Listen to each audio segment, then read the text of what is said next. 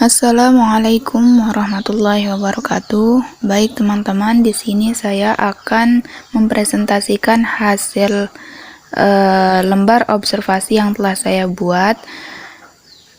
Yang pertama terkait dengan budaya sekolah. Indikator budaya sekolah ini: 1. Apakah suasana sekolah mendukung pembelajaran dan interaksi yang optimal?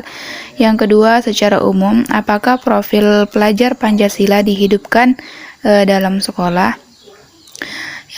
Selanjutnya, budaya kelas. Indikator dari budaya kelas ini yang pertama, apakah guru dan peserta didik melakukan kesepakatan kelas? Yang kedua, apakah guru menekankan nilai-nilai profil pelajar Pancasila kepada peserta didik? Dan yang selanjutnya, karakteristik peserta didik. Indikator dari karakteristik peserta didik ini yang pertama, apakah peserta didik terkait aktif selama pembelajaran berlangsung? Yang kedua, bagaimana guru memotivasi peserta didik untuk terlibat dalam pembelajaran? Yang ketiga, apakah peserta didik aktif merespon pertanyaan guru selama pembelajaran berlangsung? Selanjutnya, identifikasi kesiapan peserta didik. Indikator yang pertama yaitu apakah di awal pembelajaran guru mengamati atau mengecek kesiapan peserta didik. Yang kedua, apa yang dilakukan oleh guru saat mengetahui bahwa kompetensi awal peserta didik beragam? Yang ketiga, bagaimana guru mendampingi setiap peserta didik agar mencapai tujuan pembelajaran? Nah, yang selanjutnya yaitu perkembangan emosi. Indikator dari perkembangan emosi ini yang pertama, apakah peserta didik mampu berinteraksi dalam kegiatan pembelajaran di kelas? Yang kedua, bagaimana guru merespon peserta didik yang belum bisa mengeksplorasikan diri dengan tepat?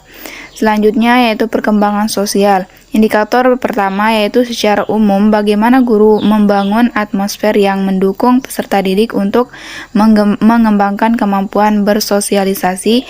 Yang kedua, bagaimana guru memfasilitasi peserta didik dalam mengembangkan keterampilan sosial peserta didik dalam kegiatan belajar.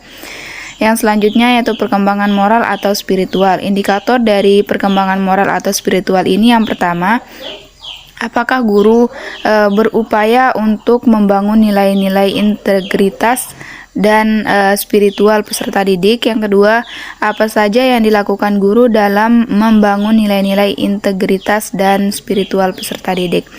Nah, selanjutnya yaitu etnik. Indikator dari etnik ini yang pertama, apakah peserta didik berasal dari suku Sasak? Yang kedua, apakah peserta didik sering menggunakan bahasa daerah saat di sekolah? Yang ketiga, apakah peserta didik sering menggunakan bahasa Indonesia di sekolah?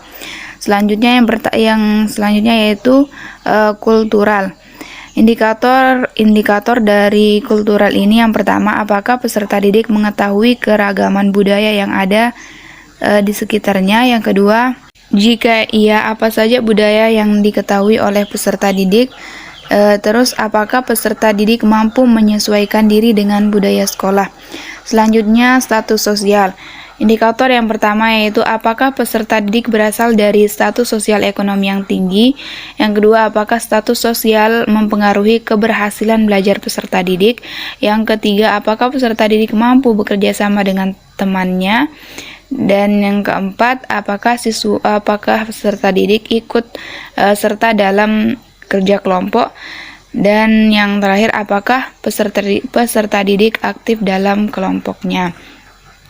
Selanjutnya yaitu minat belajar. Indikator dari minat belajar yang pertama, apakah peserta didik memiliki minat dalam belajar? Jika tidak, apa yang menyebabkannya? Selanjutnya, apakah peserta didik memiliki minat belajar yang tinggi? Dan yang terakhir, apakah peserta didik apakah peserta didik memperhatikan guru saat pembelajaran? Selanjutnya, perkembangan kognitif. Indikator dari perkembangan kognitif yang pertama, apakah peserta didik mampu menjawab pertanyaan pemantik yang diberikan guru? Yang kedua, apakah peserta didik mampu melakukan penarikan kesimpulan pada materi ajar? Kemampuan awal. Indikator dari kemampuan awal, yang pertama, apakah peserta didik masih mengingat materi sebelumnya? Yang kedua, sebelum dijelaskan oleh guru, apakah peserta didik sudah memahami materi yang akan dipelajari? Nah, yang selanjutnya yaitu gaya belajar. Indikator dari gaya belajar, yang pertama, apakah peserta didik memiliki gaya belajar yang tinggi? Yang kedua, apakah peserta didik menunjukkan gaya belajarnya dalam proses pembelajaran? Yang ketiga, bagaimanakah bentuk gaya belajar peserta didik tersebut? Yang selanjutnya yaitu motivasi belajar. Indikator dari motivasi belajar, yang pertama, apakah peserta didik tertarik terhadap pembelajaran yang menggunakan media video atau gambar? Yang kedua, apakah peserta didik lebih senang mengerjakan tugas kelompok dibanding mengerjakan soal individu? Yang ketiga, apakah peserta didik senang ketika mendapatkan nilai tambahan? Selanjutnya yang terakhir yaitu perkembangan motorik. Indikator dari perkembangan motorik ini, yang pertama, apakah peserta didik dapat menggambar sesuai dengan contoh yang diberikan oleh guru? Yang kedua, apakah peserta didik dapat menggunakan alat tulis dengan benar? Yang ketiga, apakah peserta didik mampu menjaga keseimbangan tubuhnya saat berjalan? Yang keempat, apakah peserta didik sering terjatuh saat berjalan sambil berjinjit? Dan yang terakhir, apakah peserta didik mampu berjalan dengan tumit sambil membawa beban? Mungkin hanya itu yang bisa saya sampaikan, kurang lebihnya mohon maaf. Assalamualaikum warahmatullahi wabarakatuh.